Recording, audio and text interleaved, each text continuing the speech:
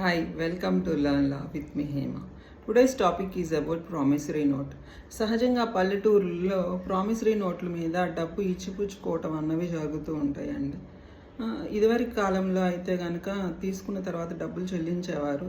ఈ మధ్యకాలంలో డబ్బులు తీసుకొని చెల్లించకుండా వాళ్ళ అవసరానికి మాత్రం తీసుకుంటున్నారు. తిరిగి చెల్లించవలసిన పరిస్థితి వచ్చినప్పుడు చెల్లించకుండా తప్పించుకునే వారి సంఖ్య రోజు రోజుకి ఎక్కువ అవుతుంది. ఎవరైనా పాపం వాళ్ళు రూపాయి దాచుకొని ఏదో వడ్డీ వస్తుందన్న ఆశతోటో లేకపోతే ఏదో మనకు తెలిసిన వాళ్ళు ఇబ్బందుల్లో ఉన్నారు సహాయం చేయాలి అన్న ఇంటెన్షన్ తోటో డబ్బులు ఇస్తుంటే తిరిగి వాళ్ళకి వసూలు చేసుకోవటంలో చుక్కలు కనిపించే పరిస్థితులు ఈ రోజుల్లో చూస్తూ ఉన్నాం సహజంగా కోర్ట్స్లో మేము.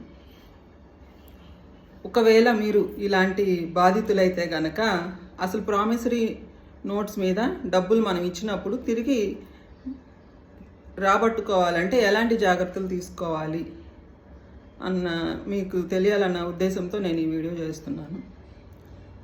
ఫస్ట్, ప్రామిసరీ నోట్ చట్టం ప్రకారం ఇచ్చేవారికి తీసుకునే వాళ్ళకి కెపాసిటీ ఉండాలి.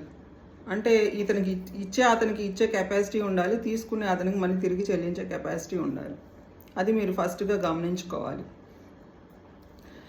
సెకండ్ థింగ్ ఏంటంటే ఆ ప్రామిసరీ నోట్ రాసుకునేటప్పుడే క్లియర్గా మీరు దాని మీద డేట్స్ కానివ్వండి, రెవెన్యూ స్టాంప్ కానివ్వండి, విట్నెస్ సిగ్నేచర్స్ కానివ్వండి, తీసుకున్న అతని సిగ్నేచర్ కానివ్వండి క్లియర్గా ఉండేలాగా చూసుకోవాలి.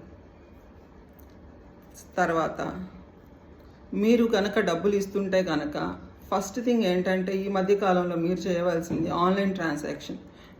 ఇప్పుడు తీసుకున్న అయినా నేను అసలు తీసుకోలేదనే అవకాశాలు కూడా ఉంటాయి కొన్నిసార్లు. కాబట్టి మీరు ఆన్లైన్ ట్రాన్సాక్షన్ చేసుకుంటే కనుక ఎప్పటికైనా అది బ్యాంక్ ట్రాన్సాక్షన్ కాబట్టి మీకు ఖచ్చితంగా క్లారిటీ ఉంటుంది. సెకండ్ థింగ్ ఏంటంటే మీరు షూరిటీగా కనుక ఒక చెక్ తీసుకున్నట్లయితే కనుక అతను రేపు చెల్లించకపోయినా సరే చెక్ బౌన్స్ క్రిమినల్ కేసు కాబట్టి వారికి కొంచెం భయం ఉంటుంది, తిరిగి చెల్లించే ప్రయత్నం వాళ్ళు చేస్తారు. మూడవది ఏంటంటే ఒకవేళ పెద్ద మొత్తంలో కనుక మీరు డబ్బులు ఇచ్చినట్లయితే కనుక షూరిటీగా మీరు ఒక మోర్ట్గేజ్ డీడ్ కూడా రాయించుకొని రిజిస్టర్ చేయించుకోవచ్చు. అంటే తనఖా దస్తావేజు అది రాయించుకొని వాళ్ళ ఆస్తి ఏదన్నా ఉంటే అది మీ పేరు మీద రిజిస్టర్ చేసుకున్నట్లయితే కనుక రేపు వాళ్ళు తిరిగి డబ్బు చెల్లించకపోయినా కూడా మీకు ఒక అష్యూరెన్స్ అయితే ఉంటుంది. కాబట్టి మీరు ఈ తగు జాగ్రత్తలు పాటించినట్లయితే కనుక మీరు సేఫ్ జోన్లో ఉంటారు మీ డబ్బు తిరిగి వెనక్కి తెచ్చుకోవటానికి.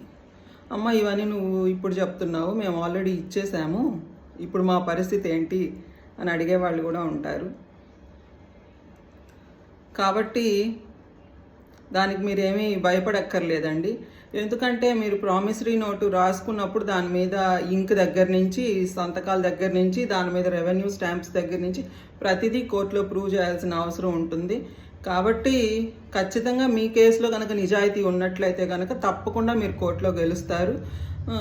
తప్పకుండా న్యాయవాదులు మిమ్మల్ని కాపాడుతారు.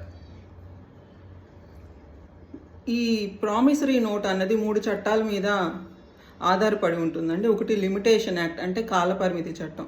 ఈ చట్టం ప్రకారం మీరు కోర్టులో కనుక కేసు వేయాలనుకుంటే కనుక 3 సంవత్సరాల్లోపు మాత్రమే మీరు కోర్టులో కేసు వేయాల్సిన అవసరం ఉంటుంది నోటు రాసిన దగ్గర నుంచి.